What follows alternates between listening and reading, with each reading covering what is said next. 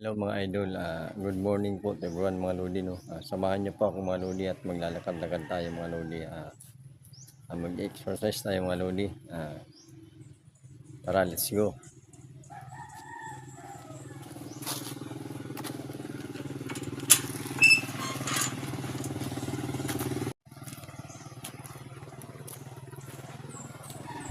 At ito no mga idol, nagsimula na nga tayo sa ating paglalakad mga lodi.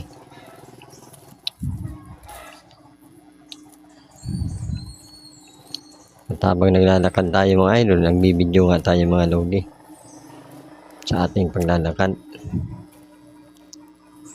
Padulog dun sa ating pupuntahan mga lodi. Ganito dito mga idol, pag maglalakad ka sa umaga. Pero mas maganda maglakad mga lodi pagka maagang maaga kasi nga mga idol talagang bumababa yung ulap dito. Yung ika nga yung hamog, yung mga pugs mga idol. Kaya dito pag ganitong mga December mga lodi, makakaramdam ka rin ng kalamigan, ng halumiglig ng simoy. Yung dumaan na bao-bao mga lodi. Hindi po rito tricycle ang ginagamit mga lodi ng namamasahero kundi bao-bao.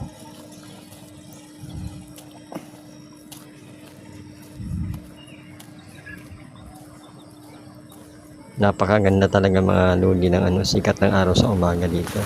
Kaganito lalo na pag walang ulap.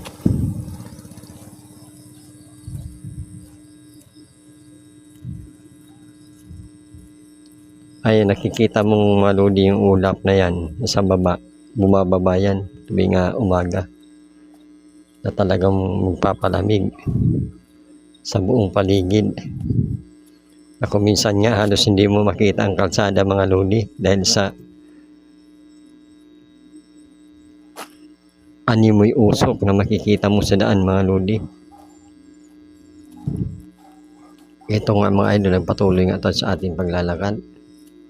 At makikita mo naman sa aking kaliwat kanan, makikita mo ang sagingan dito mga idol.